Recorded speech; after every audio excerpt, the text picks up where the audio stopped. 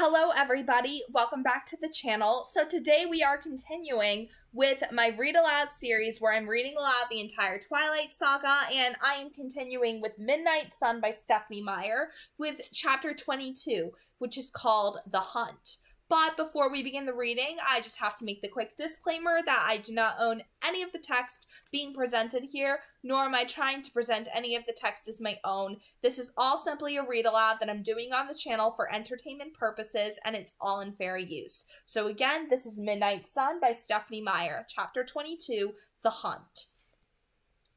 By the time the strangers entered the clearing, their faces were already so well known to me that it felt as though I were recognizing three of them rather than seeing them for the first time. The smaller, ill-favored male started in the lead, but he quickly fell back in a practiced maneuver. He was focused on our numbers, singling out the threats. He assumed we were two or possibly three friendly covens, meeting for the game. He was very aware of Emmett, hulking beside Carlyle, and then me, obviously agitated. It was strange for a vampire to twitch in anxiety. None of them knew what to make of my condensed tapping. For the smallest part of a second, I struggled with the feeling that something was missing in his tally, but there was too much for me to concentrate on to have time to track down that impression. The male in the lead was tall and handsomer than average, even for a vampire. His thoughts were very confident. His coven meant no mischief here, though naturally this large grouping of covens was surprised to be approached by strangers. He was sure we would work it out quickly. He too reacted to Emmett's size and my tension, but was then distracted by Rosalie. I wonder if she's mated. They do seem to be even in numbers. His eyes skipped over the rest of us, then settled on Rose again. The female with the vivid red hair was tenser than any of us, her body nearly vibrating with anxiety. She had a hard time keeping her intense glare off Emmett. There are too many! Laurent is a fool! She'd already cataloged 8,000 different routes for escape. Currently, she felt her best chance was to sprint north to the Salish Sea, where we couldn't follow her scent. I wondered that she wouldn't opt for the much nearer Pacific coast, but I couldn't see her reasons if she didn't think of them. I found myself hoping the jittery female would break for cover and the others follow, but Alice didn't see that. The redhead was watching the plainer male, waiting for him to run first. Her eyes danced to Emmett again, and she moved reluctantly as she followed the others closer. The two males seemed unable to keep their eyes off Emmett for long either. I found myself appraising my brother. He seemed even bigger than usual tonight, and there was something unnerving about his taut stillness. Still, the leader, Laurent, was sure of his plan. If our covens could get along with each other, then we could get along with his. Everyone would calm down, and then we could all play, and he would get to know the glowing blonde. He smiled in a friendly way, slowing his approach and then stopping as he got within a few yards of Carlyle. His gaze flickered to Rosalie, to Emmett, to me, then back to Carlyle. "We thought we heard a game," he said. He had a faint French accent, but his internal voice came to him in English. "I'm Laurent. These are Victoria and James." They didn't appear to have much in common, this urbane traveler from the continent and his two more feral followers. The female was irritated by his introduction. She was almost consumed by the need to escape. The other male, James, was a little amused at Laurent's confidence. He was thinking the unpredictable nature of this encounter and was keen to see how we would respond. "Vic hasn't split yet," he was thinking, "so it probably won't come to anything." Carlyle smiled at Laurent, his friendly, open face momentarily disarming even the frightened Victoria. For 1 second, they all focused entirely on him instead of Emmett. "I'm Carlyle," he introduced himself. "This is my family. Emmett and Jasper, Rosalie, Esme, and Alice, Edward and Bella." He gestured vaguely in our direction as he spoke, not drawing attention to me individually or Bella behind me. Laurent and James were reacting to the information that we were not separate tribes, but I wasn't entirely paying attention. In the second that Carlisle said Jasper's name, I realized that what I'd been missing. Jasper, lacerated with scars on every visible portion of his skin, tall and lean and fierce as any stalking lion, eyes brutal with remembered skills, should have been at the forefront of their assessments. His warlike aspect should, even now, be coloring this negotiation. I glanced at him from the corner of my eye and found myself so incredibly bored. It seemed as if there could be nothing less interesting in the world than this nondescript vampire standing docilely to one side of our grouping. Nondescript? Docile? Jasper? Jasper was concentrating so hard that had he been human, his body would have been dripping with sweat. I'd never seen him do this before, or even guessed that it was possible. Was this something he developed during his years in the South? Camouflage? He was currently smoothing the tension surrounding the newcomers and making anyone looking in his direction feel singularly uninterested. Nothing could be duller than examining this nothing male at the back of the group, so unimportant. And not just him. He was covering Alice, Esme, and Bella in the same haze of tediousness. This was why none of them had realized yet. Not because of Bella's disheveled hair or my ridiculous tapping. They couldn't cut through the sense of overwhelming mundaneness to look at her closely. She was just one among many, not worth examining. Jasper was really extending himself to protect the vulnerable members of our family. I could hear his total concentration. He wouldn't be able to hold it if things got physical, but for now he had Bella encased in a more clever protection than I could have imagined. Gratitude swamped me again. I blinked hard and refocused on the strangers. They were affected by Carlisle's charm, though they did not forget Emmett's intimidating size or my intensity. I tried to absorb the soothing calm that Jasper was exuding, but while I could see its effect on the others, I couldn't access it. I realized that Jasper was presenting what he wanted, and that included me on edge, a threat, a distraction. Well, I could certainly lean into that role. Do you have room for a few more players? Laurent was asking, just as amicable as Carlisle. Actually, we were just finishing up, Carlisle responded, his tone oozing warmth. But we'd certainly be interested in another time. Are you planning to stay in the area for long? We're heading north. We're headed north, in fact. But we were curious to see who was in the neighborhood. We haven't run into any company in a long time. No, this region is usually empty except for us and the occasional visitor, like yourselves. Carlisle's easy friendliness, along with Jasper's influence, was winning them over. Even the edgy redhead was beginning to calm. Her thoughts tested the sense of safety, analyzing it in a way that was strange to me. I wondered whether she was aware of Jasper's performance, but she didn't seem suspicious. It was more like she questioned her own gut feeling. James was a little disappointed that a game did not seem to be imminent, and also that the confrontation had eased. He missed the excitement of the unknown. Laurent was absorbing Carlisle's poising confidence. He wanted to know more about us. He wondered what subterfuge we used to disguise our eyes, and why. What's your hunting range? Laurent asked. This was a normal thing, an expected question among nomads, but I worried that it would alarm Bella. Whatever she felt, she was motionless and silent as a human could be behind me. The rhythm of her heart, and thus my drumming foot, didn't change. The Olympic range here, up and down the coast ranges on occasion, Carlisle told him, not lying, but also not dissuading Laurent of his assumption. We keep a permanent residence nearby. There's another permanent settlement like ours up near Denali. This surprised all of them. Laurent was merely confused, but anything unexpected seemed to turn to fear in the mind of the panicky female. For her, all the effects of Jasper's efforts vanished in an instant. James, however, was intrigued. Here was something new and different. Not only was our coven immense, we were apparently not even nomadic. Perhaps this detour wasn't entirely wasted. Permanent? Laurent asked, bewildered. How do you manage that? James was pleased that Laurent had spoken, so his curiosity could be assuaged without any effort on his part. In a way, his reluctance to draw attention to himself reminded me of Jasper's much more effective camouflage. I wondered why James would want to play it safe this way. It didn't seem to line up with his desire for diversion. Or did he, like Jasper, have something to hide? Why don't you come back to our home with us and we can talk comfortably? Carlisle proposed. It's a rather long story.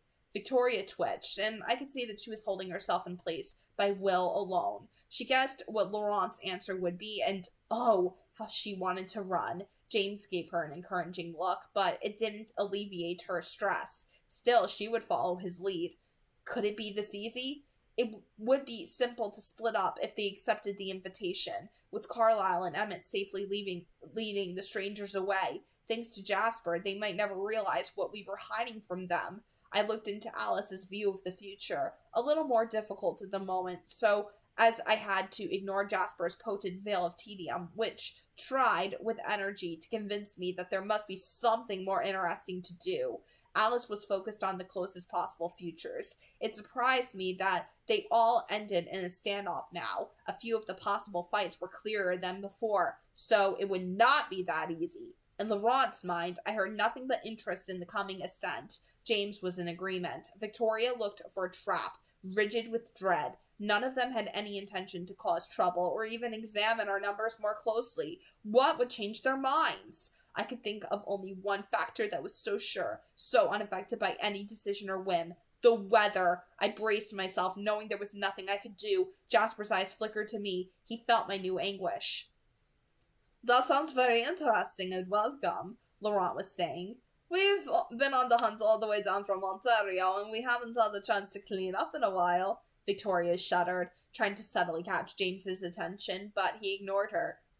Please don't take offense, we'd appreciate it if you'd refrain from hunting in this immediate area, Carlisle cautioned them. We have to stay inconspicuous, you understand. Carlisle's voice was perfectly assured. I envied him his hopefulness. Of course, Laurent agreed. We certainly won't encroach on your territory. We just ate outside of Seattle anyway. Laurent sighed and Bella's heartbeat stuttered for the first time. The movement of my foot faltered quickly, trying to disguise the variation. None of the strangers seemed to notice. We'll show you the way if you'd like to run with us, Carlisle offered, and only Alice and I knew that it was too late for his plan to succeed. It was so close now. Her visions were racing to collide with the present. Emmett and Alice, you can go with Edwin and Bella to get the Jeep. It happened exactly as he said Bella's name. Just a gentle breeze, a mild flutter from a new direction, an aberration caused by the tail end of the storm swirling westward. So mild, so inescapable. Bella's scent, fresh and immediate, wafted directly into the strangers' faces. All of them were affected, but while Laurent and Victoria were predominantly confused by the delicious smell coming out of nowhere, James shifted instantaneously into hunting mode. Jasper's camouflage wasn't strong enough to deter that kind of focus. There was no point in pretending any longer. As if he were reading my thoughts, Jasper pulled his concealment back in that second, leaving only himself and Alice still hidden. I realized it was better that he do this, that it would only alert these nomads to his extra talents if he tried to keep Bella obscured now. Yet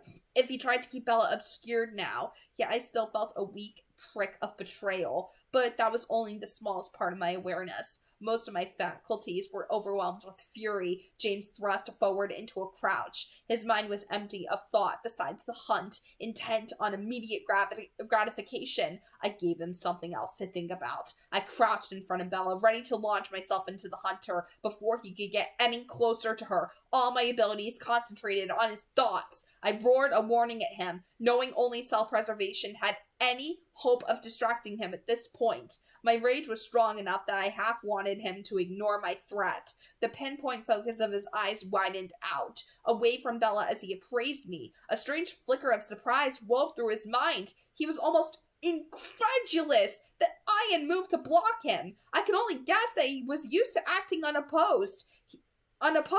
He hesitated, wavering between prudence and desire. It would be foolish to ignore the others. This was not a contest between just the two of us, but he could barely resist my challenge. He wasn't sure he wanted to resist. "What's this?" Laurent cried. I didn't waste any attention for his reaction. I saw the ploy in James's thoughts. Before he moved, I was in place to block his new angle before the movement was finished. His eyes narrowed, and he adjusted his evaluation of the danger I posed. Faster than I thought. Too fast? He was suspicious of me now. of all of us. Why hadn't he noticed the girl before? She was so obvious, her apricot skin soft and matte in contrast with the shine of the rest. She's with us, I heard Carlisle warn in a new voice, friendliness gone. James flashed a glance at him and was aware again of Emmett looming, massive and eager, beside Carlisle. I was surprised at his frustration. James didn't want to be careful. He was anxious for a fight. However, still poised to strike, he spared part of his focus to tune in for some movement from Victoria, but she was frozen with fear. My own attention was compromised as Laurent finally reacted. "You brought a snack?" he asked, disbelieving. Like James, he moved a step closer to Bella, though his move was more instinctual than aggressive. That didn't matter to me. I twisted slightly, my eyes never leaving the greater threat, and snarled my rage in Laurent's direction, baring my teeth at him. Unlike James, Laurent immediately retreated. James shifted again, testing my concentration. I was in place to answer his maneuver before the motion was complete. His lips pulled back over his teeth. "I said she's with us," Carlisle repeated, his voice closer to a growl than I'd ever heard it before. "But she's human!" Oh god, my nose. Just give me a second. Okay, continuing. This sounds better. "But she's human," Laurent pointed out. There was still no aggression in his mind. He was only baffled and frightened. He couldn't make sense of this situation, but he realized that James's ill-considered offensive might get them all killed. He glanced toward Victoria, checking her reaction much as James had. As if she were some kind of weather vane. Emmett was the one to respond to Laurent. I didn't know if it was Jasper who made it feel as though the ground shook as he took one step closer to the conflict, or if it was just Emmett being Emmett. "Yes," he rumbled, his tone absent of all emotion and inflection. The steel in his voice seemed to cut straight through the center of the confrontation, evoking a sudden chill in the air. I was pretty sure that was Jasper's work, but I didn't split my concentration to be sure it was effective. The hunter straightened out of his crouch. I read his reactions minutely, holding my defensive position against the possibility of a trick. I expected anger, frustration. I'd seen before that he was arrogant, not used to being obstructed. Having to concede to a larger force than his own would surely infuriate him. But instead, a sudden excitement jolted through his thoughts. Though his eyes never entirely left Bella or me, he was cataloging in his peripheral vision the threats facing him, not with fear or annoyance, but with a strange, wild pleasure. His eyes still skipped over Jasper and Alice, seeing them only as numbers in a census. Emmett's threatening mass seemed abruptly exhilarating to him. "It appears we have a lot to learn about each other," Laurent observed in a mollifying tone. And then Jasper's inexplicable elation and then James's inexplicable elation gave way to planning, to strategy, to memories of past victories. And for the first time, I realized, with dread and panic, that he was no mere hunter. "Indeed," Carlisle agreed, his voice hard. I desperately wanted to know what Alice was seeing now, but I couldn't afford to miss any detail in my adversary's thoughts. I listened as he remembered cornering target after target, as he relived the lengths of his more exhaustive pursuits, as he catalogued the opposition he'd overcome to get to his prey. None of the previous challenges were greater than what he was looking at now. 8, no 7, he corrected. A coven of 7, certainly with some talents among them, and one helpless human girl who smelled better than any meal he'd had in the last century. Thrilling. He couldn't start here, with so many protecting her. Wait until they separate. Use the time for reconnaissance.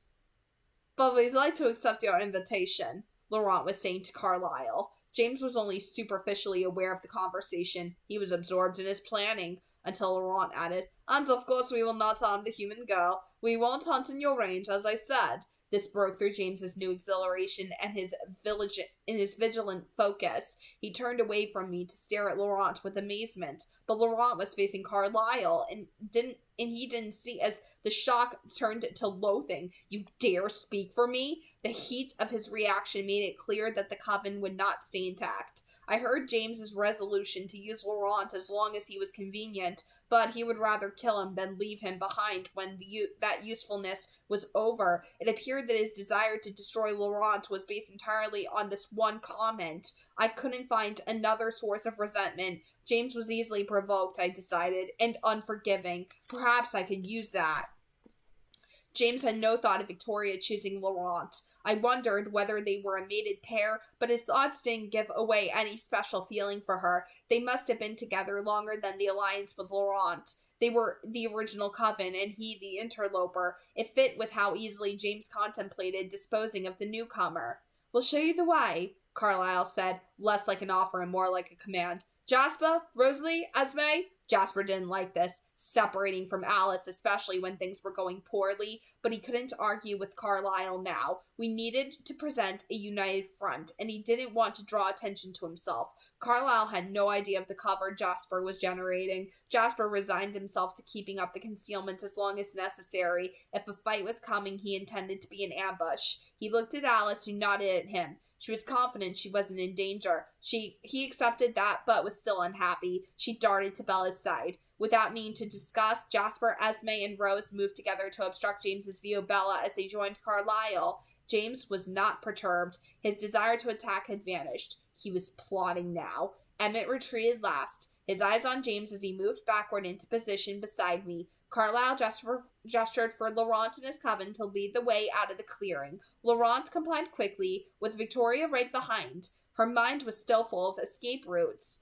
James hesitated for a fraction of a second, and his eyes returned to us.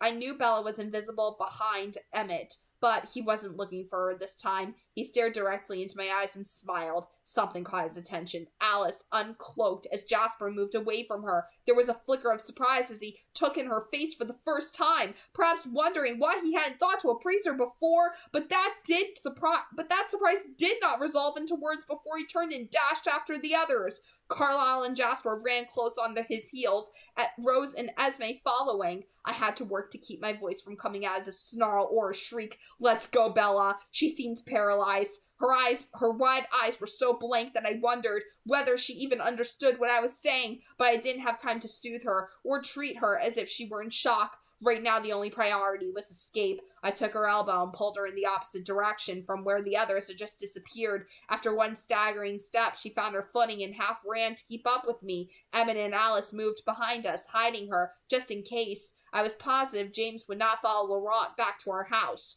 When he found an opportunity, he would break off and circle back to catch Bella's trail. I couldn't know how long it would take him to find the opportunity, but I had to act as if he were already watching. If he were, it would be better to let him think that we would move at Bella's speed. I doubted he would be surprised for long when her scent became suddenly tenuous in the trees, but if we could obscure how we were traveling, he would have to pause to reassess. His thoughts were too far away for me to pinpoint him now, though I had a sense of where the larger group was. I couldn't be positive he was still with them. If he ran up the side of one of these peaks, he'd have a good view of our movements. Still, I chafed at our velocity, or lack thereof. Emmett and Alice didn't comment on our pace. They were both aware that we might have an audience, though Alice couldn't see clearly what James was doing. His path wasn't going to cross ours here, nor in the near future. She'd only seen the strangers in the clearing in the first place because they had decided to interact with us. It wasn't easy for her to see outsiders unless they were with a member of her family. James would be mostly invisible until he decided to accost one of us.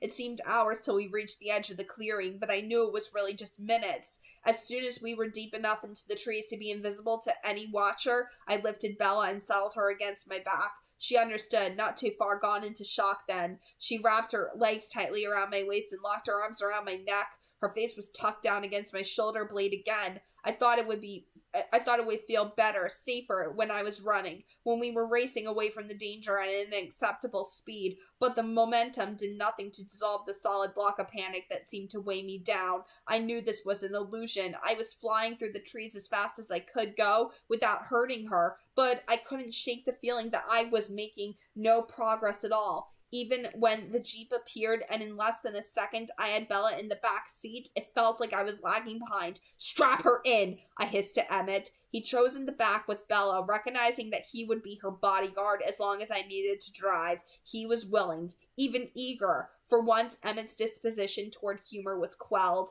a mercy, as I would not have been able to bear it now. His temper was roused, and his thoughts were all directed toward violence. Alice sat by me, and without my asking, she was sprinting through all the futures we could face now. Mostly, there was a dark road ahead of us, flying away under the tires, with no clear destination in mind. But there were other futures going in the wrong direction, back in Forks, inside Bella's home, and our own, though I couldn't imagine what would turn me around. We lurched and careened through the rough road as fast as I dared go, without chancing flipping the Jeep. But it continued to feel like I was losing a race. While Alice kept searching, there was the blistering sunlight again. Why would we choose that kind of location when it would trap us indoors? I focused on the road. Finally, we were back on the highway, and I wished fervently we were in another car. Any other. Mine, Rose's, Carlisle's. The Jeep wasn't modified for racing, but there was nothing for it. I was vaguely aware of the sound of my own voice, snarling out half-articulated obscenities,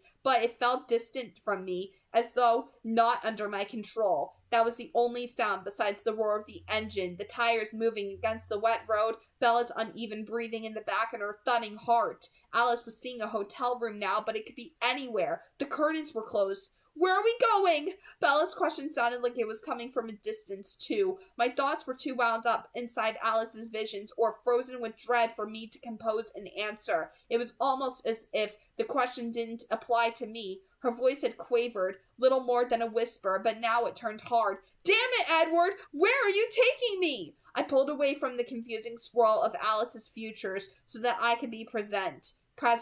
Bella must be terrified. "We have to get you away from here. Far away. Now," I explained. I would have thought the idea of being far away would be a welcome one, but she was suddenly shouting, her hands fighting with the harness as she tried to lose herself. "Turn around! You have to take me home!" How did I explain to her that she'd lost her home for now, that the loathsome hunter had stolen more than that from her tonight? The priority for the moment, though, was keeping her from throwing herself out of the Jeep. Emmett was already wondering if he should restrain her. I spoke his name low and hard so he would know that I wanted him to do this. He caught her wrists carefully in his huge hands and immobilized them. "No, Edward, no!" She howled at me. "You can't do this!" I didn't know what she thought I was doing. Did she think I had a choice? The sound of her anger, her desperation made it hard to concentrate. It felt like I was the one hurting her, rather than the danger of the tracker. "I have to, Bella," I hissed. "Now please be quiet." I needed to see what Alice was seeing. "I won't!" she shouted at me. "You have to take me back. Charlie will call the FBI. They'll be all over your family, Carlisle and Esme. They'll have to leave to hide forever." This was what she was worried about? I supposed it shouldn't surprise me that she was going to pieces over the wrong menace. "Calm down, Bella. We've been there before, so we had to start over." It seemed a meaningless thing at the moment. "Not over me, you don't!" she shrieked. "You're not ruining everything over me!" She thrashed against Emmett's hold. The only part of her that was still was her trapped hands. Emmett stared at her confused. What am I supposed to do? Before I could tell Bella why she had it wrong or tell Emmett that he was doing fine, Alice decided to join me in the present. "Edward, pull over!" The calmness in her voice irritated me. She was thinking about what Bella was saying, though. Clearly, none of those concerns meant anything. Alice should have known better. Bella didn't grasp what had happened. How could she? She had no context for any of this. I gunned the engine automatically, suddenly realizing that Alice didn't have all the context either. For all her prescience, there were things she couldn't see. "Edward?" Alice was still calm, her tone reasonable. "Let's just talk this through." "You don't understand!" I exploded. "He's a tracker, Alice! Did you see that? He's a tracker!" Emmett reacted more powerfully to the word than Alice did, because of course she had seen that the moment I decided to shout it at her. We'd not had a great deal of exposure to trackers, aside from stories. The most powerful of them were far away, serving in Italy. Carlisle knew one, but But as he was the furthest thing from sociable, none of us had never met Alistair. Emmett and Alice only knew trackers as those with a talent for finding things, finding people. They didn't understand the concept in the more dynamic sense. James didn't just have a talent for finding people. Tracking was everything to him. Pull over, Edward, Alice said as if I hadn't spoken. I glowered at her while urging the engine faster. That's not how tonight goes, she thought with perfect assurance. Do it, Edward. Listen to me, Alice, I seethed, wishing I could put everything I knew directly into her head for once instead of the other way around. She didn't get it. I saw his mind. Tracking is his passion, his obsession, and he wants her, Alice. Her! Specifically! He begins the hunt tonight! She was unmoved by my outburst. He doesn't know where. I cut her off, impatient with her refusal to see. How long do you think it will take him to cross our scent in town? His plan was already set before the words were out of Laurent's mouth. Bella gasped, and then she was shrieking again. Charlie, you can't leave him there. You can't leave him. She's right, Alice said, still too calm. My foot eased off the accelerator without my giving it that order. Obviously, I couldn't have Charlie in danger either, but how could I be in two places at once? Let's just look at our options for a minute, Alice coaxed. I was shocked by the image suddenly in her head. I'd not seen her tracing this future. I would have interrupted, and violently if I had, but she somehow had it all laid out, complete. Alice saw one version of the future in which the tracker lost interest and abandoned the chase. It's meaningless to him without the prize, she explained. It looked just like the old vision, but I could tell it was new, freshly generated. Bella, her eyes blazing a red so bright it nearly glowed, her features as sharp as though they had been chiseled from diamond, her skin whiter than ice. Sure enough, the tracker disappeared from this version of destiny, and Bella's brilliant eyes stared at me coldly, accusingly. I wrenched the Jeep onto the shoulder and braked hard. We jerked to a stop. There are no options, I snarled at Alice. I'm not leaving Charlie, Bella yelled at me. We have to take her back, Emmett interjected. No. Emmett looked at me in the rearview mirror. He's no match for us, Edward. He won't be able to touch her. He'll wait. He enjoyed waiting. Emmett smiled without amusement. I can wait too. I wanted to rip my hair out in frustration. You didn't see. You don't understand. Once he commits to a hunt, he's unshakable. We'd have to kill him. Emmett looked at me like I was being slow. Of course we have to kill him, he thought. But his spoken words were milder. He was being uncharacteristically sensitive, aware of the fragile human he was confining. That's an option. And the female, I reminded him, she's with him. This didn't affect Emmett at all. So I added, if it turns into a fight, the leader will go with them too. Though I doubted that.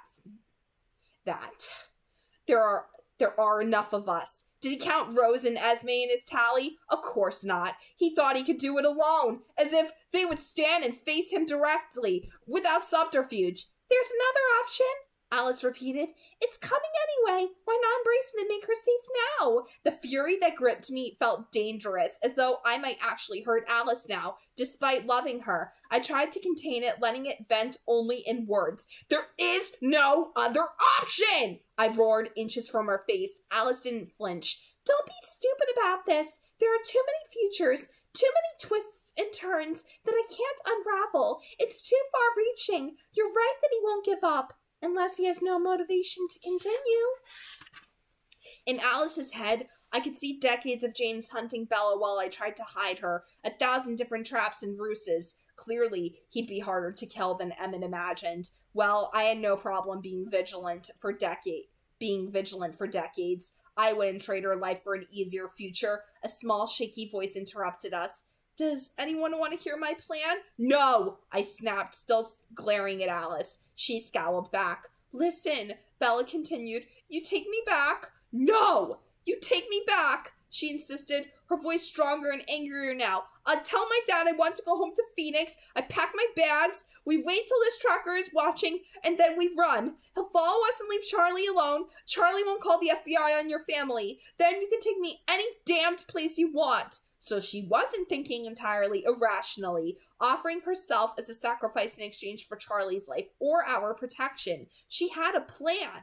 It's not a bad idea, really, Emmett mused. He had little faith in the tracker's abilities. He'd rather leave a trail to follow than have no idea from what direction the enemy would appear. He also thought it would be quicker this way, and despite his words before, Emmett really wasn't much for patience. Alice considered, watching how Bella's resolve shifted her futures. She could see that, if nothing else, the tracker would be there for the performance. It might work, she allowed. New visions were crowding fast upon the old. We'd split up 3 different directions, leaving only the trail we wanted to leave.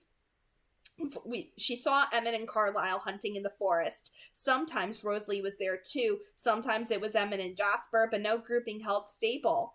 And we simply can't leave her father unprotected, you know that, Alice added, still watching the play of the images. This part she was sure of. We would go back and give the tracker something to focus on besides Charlie. But in these very clear visions, the tracker was too close to Bella. The thought strained my already raw nerves. It's too dangerous, I muttered. I don't want him within 100 miles of her.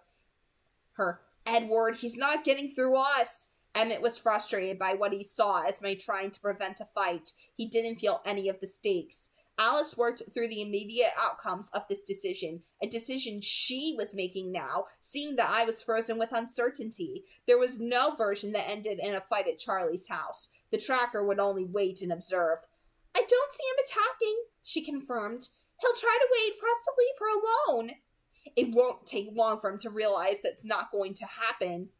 I demand you take me home, Bella ordered, working to make her voice sound more assertive. I tried to think through the haze of panic, desperation, and guilt. Did it make sense to set our own trap rather than to wait for the tracker to set his? That sounded right, but when I tried to imagine allowing Bella to be in closer proximity to him, essentially making her bait, I couldn't force the picture into my mind. Please, she whispered, and there was pain in her voice. I thought of the tracker finding Charlie at home alone. I knew this must be in the forefront of Bella's mind. I could only imagine how panicked and desperate it would make her. None of my family was vulnerable that way. Bella was my only vulnerability. We had to leave the tracker away from Charlie. That much was obvious. This was the only part of her plan that actually mattered. But if it didn't work the first time, if the tracker didn't see our performance, I wouldn't push our luck. We'd come up with another version. Emmett could babysit Charlie as long as necessary. I knew he'd be happy to take on the tracker alone. I was also sure, given Jasper's enhancements in the clearing, that the tracker would never willingly put himself within Emmett's reach. You're leaving tonight, whether the tracker sees or not, I told Bella, feeling too defeated to look up. You tell Charlie that you can't stand another minute in Forks. Tell him whatever story works. Pack the first things your hands touch, and then get in your truck. I don't care what he says to you. You have 15 minutes. I looked in the mirror, meeting her gaze. Her expression was stoic now. Do you hear me? 15 minutes from the time you crossed the doorstep. I revved the engine, then executed a right U-turn in a different kind of hurry now. I wanted to get the bait part of this over with as quickly as possible. Emmett, she asked. I could see in Emmett's mind that she was looking at her fettered hands. Oh, sorry, Emmett muttered, freeing her. He waited for me to object, then released when I didn't. Now that the decision was made, I focused on Alice's visions again. There weren't very many options, maybe 30 solid versions. In most of them, the tracker would show up at Charlie's house about 2 minutes after we did, keeping a safe distance. In a few, he came after we were gone, but even in those, he ignored Charlie and followed our trail. After that, the possibilities narrowed further. We would go home. The tracker would stay even farther back, not wanting to risk a confrontation. The redhead would be waiting for him there. My family would split up. In no version did Laurent help James and Victoria, so we would only have to split into 3 groups. The one thing I didn't understand was how the makeup of those 3 groups kept shifting. It didn't make sense. Regardless, the next part was very clear. This is how it's going to happen, I explained to Emmett. When we get to the house, if the tracker is not there, I will walk her to the door. Then she has 15 minutes. I met Bella's eyes in the mirror again. Emmett, you take the outside of the house. Alice, you get the truck. I'll be inside as long as she is. After she's out, You two can take the Jeep home and tell Carlisle. No way, Emmett objected. I'm with you. You owe me one, remember? It shouldn't surprise me that he would want that. This was probably why the future groupings were confused. Think it through, Emmett. I don't know how long I'll be gone. Until we know how far this is going to go, I'm with you. There was no wavering in his mind. Maybe it was for the best. I let it go. In Alice's head, it was Carlisle and Jasper hunting in the forest now. If the tracker is there, I continued, we keep driving. We're going to make it there before him, Alice insisted. It was 99% certain, but I wasn't taking any chances with some outlier version that was less clear than the others. What are we going to do with the Jeep? Alice asked. You're driving it home. No, I'm not, she said with absolute certainty. The vision of how we would divide shifted around again. I growled a string of archaic curses in her direction. Bella interrupted in a low voice. We can't all fit in my truck, as if we were going to make our escape in that geriatric sloth. I said nothing, though, knowing how sensitive she was about her truck. I didn't have the energy for a pointless argument. When I didn't respond, she whispered, I think you should let me go alone. I'd missed her meaning again. Naturally, she'd think it was her job to sacrifice herself so that Charlie could have a redundant number of bodyguards. Bella, please, just do this my way, just this once. I begged through, though it didn't sound like pleading when the words came through my clenched teeth. Listen, Charlie's not an imbecile. If you're not in town tomorrow, he's going to get suspicious. There were so many layers of meaning I missed entirely with her. Was this the real reason for her willingness to endanger herself, creating a believable alibi for me? That's irrelevant, I said in a tone that was intended to sound final. We'll make sure he's safe, and that's all that matters. Then what about this tracker? She countered. He saw the way you acted tonight. He's going to think you're with me wherever you are. All three of us froze, surprised by this direction. Even Alice, she'd been paying attention to other futures than this conversation. Emmett embraced the logic immediately. Edward, listen to her. I think she's right. Yes, she is, Alice agreed. She could see that Bella was right. Whichever grouping I was part of was the group the tracker would choose to follow. It would undermine the plan and make it offensive, would make it offensive, all but impossible. Worst of all, it would make her bait again, and this time there would be too many futures to be sure she'd be safe. But what was the other option? Leave Bella? I can't do that. Bella spoke up again, her voice as calm as if her first pronouncement had already been accepted. Emmett should stay too. He definitely got an eyeful of Emmett. What? Emmett demanded, stung, but Alice knew what he was really objecting to. You'll get a better crack at him if you stay. The divisions, fluctuating so wildly before, seemed to be settling. She saw me with Emmett and Carlisle, first fleeing through the forest, and then changing course in order to hunt. Where was Bella in this future? I stared at Alice. You think I should let her go alone? I saw the answer in her visions, before she could say it out loud. A standard room in a mediocre hotel. Bella curled into a tight ball as she slapped Alice and Jasper, frozen sentinels, in the other room. Of course not. Jasper and I will take her. I can't do that. But my voice was hollow now. I couldn't see another way. If the tracker was going to choose me as the mark, then I should be far away from Bella. I would have to control the panic, the anguish, and be a hunter. I tried to quash the small amount of pleasure in the idea of destroying the vampire who'd ignited this nightmare. Bella's safety was the only factor. Bella was not done with her suggestions. Hang out here for a week, she said quietly. I glanced at her again in the mirror. How little she understood about what had been started tonight. A few days, she offered, seeming to think I was objecting to her timeline. I could only pray this would end in a week.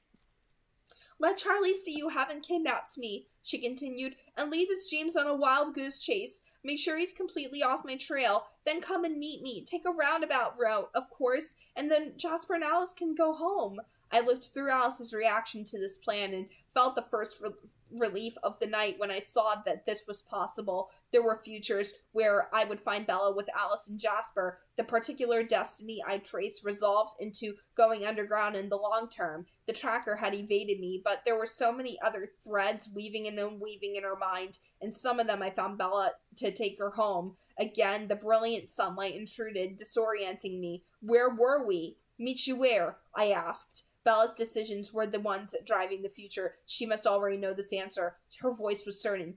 Phoenix. But I'd seen the next act in Alice's head. I'd heard the cover story Bella would give Charlie and knew what the tracker would hear. No, he'll hear that's where you're going, I reminded her. And you'll make it look like that's a ruse, obviously. She drew out the last word sounding annoyed. He'll know that we'll know that he's listening. He'll never believe I'm actually going where I say I'm going. She's diabolical. Emmett chuckled. I was not so convinced. And if that doesn't work, there's several million people in Phoenix, Bella said, her tone still irritated. I wondered if it was fear that was snapping her patience. I knew it had exhausted mine. It's not that hard to find a phone book, I growled. She rolled her eyes. I won't go home. Oh, I'm quite old enough to get my own place. Alice decided to interrupt our pointless bickering.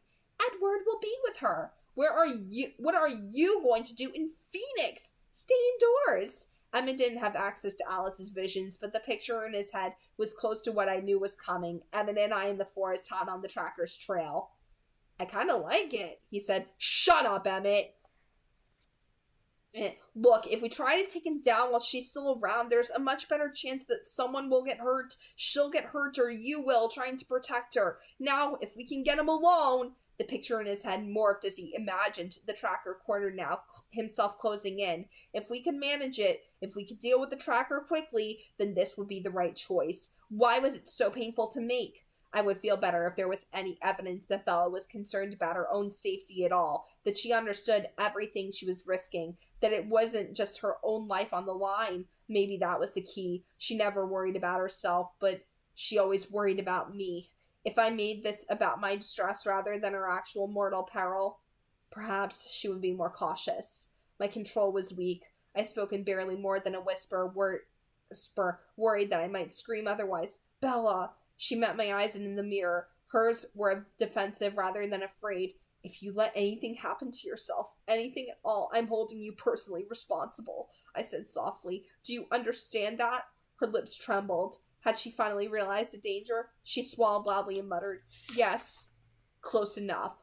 Alice's mind was in a million places, many of them a sunny freeway viewed through dark-tinted glass. Bella always sat in the back seat, Alice's arm around her, staring blankly ahead. Jasper watched from the driver's seat. I thought of my brother, trapped in a small vehicle with Bella's scent for so many hours. Can Jasper handle this? I demanded. Give him some credit, Edward. Alice chided. He's been doing very, very well, all things considered. But her mind flashed through a dozen future scenes, just in case. Jasper didn't lose focus in a single one. I praised Alice. The tiny exterior made her look fragile, but I knew she was a fierce opponent. The tracker or anyone else would underestimate her. That would count for something. Still, I felt uneasy picturing her having to physically protect Bella. Can you handle this? I muttered. Her eyes narrowed in outrage. Put on. She'd seen the question coming.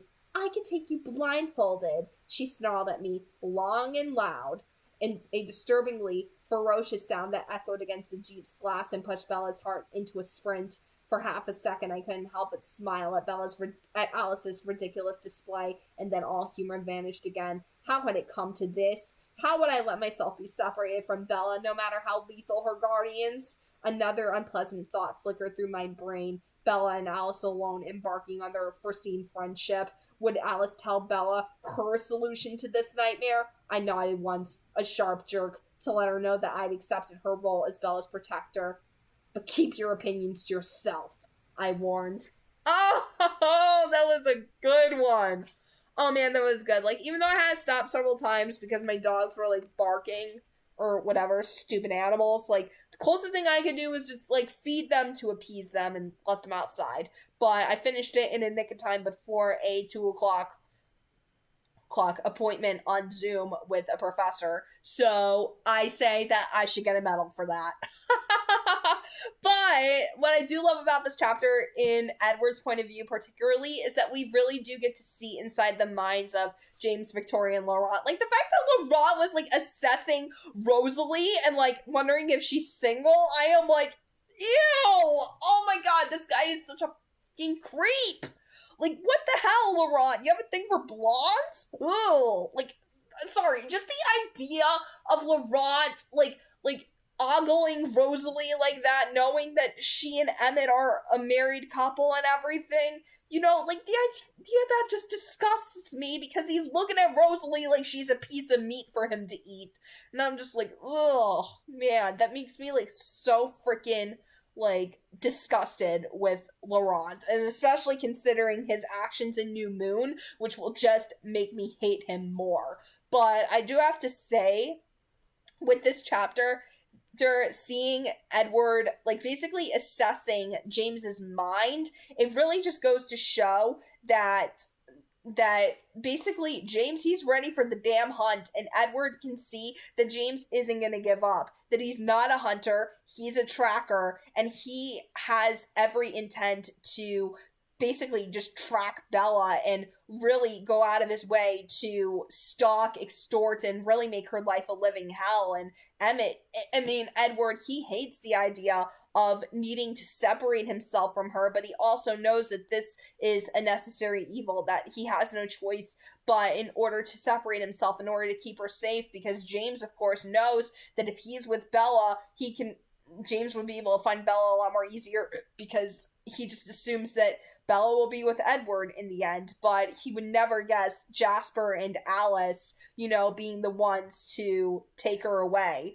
like that. But what I also love about this in particular is how Edward describes Jasper, like, influencing the mood around them to make sure that everybody basically feels as bored as possible. Like, the fact that Jasper was concentrating so much of his empathetic powers in order to make sure that Bella was completely concealed by the tracker. And also, did he somehow kind of figure that James had tracked Alice at one point in a past life? Because he was really, really working to conceal Alice. Like, I know Jasper in general is very, very overprotective of Alice to begin with, but did he somehow put together that James, you know, would scrutinize Alice? Like, I know Jasper can't read minds, but he can read emotions, and he doesn't know the exact reason behind those emotions, but ultimately, you know, he does know things about other people. Like, he just instinctively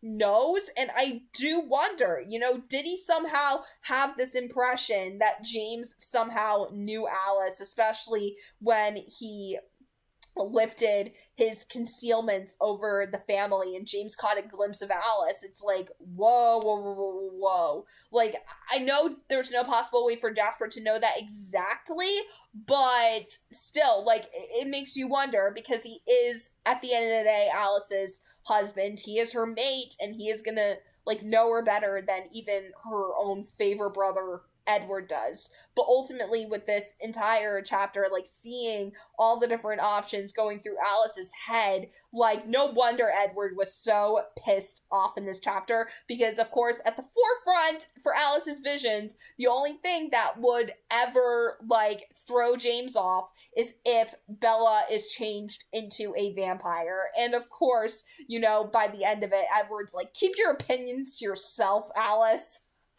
So it's like, if you wonder, like, when you watch that first Twilight movie, what Edward was so pissed off about, like, telling Alice keep her thoughts to herself, that's exactly what she was showing him at the forefront. And of course that would piss him off, because quite frankly, he doesn't want to damn Bella to being a monster, basically.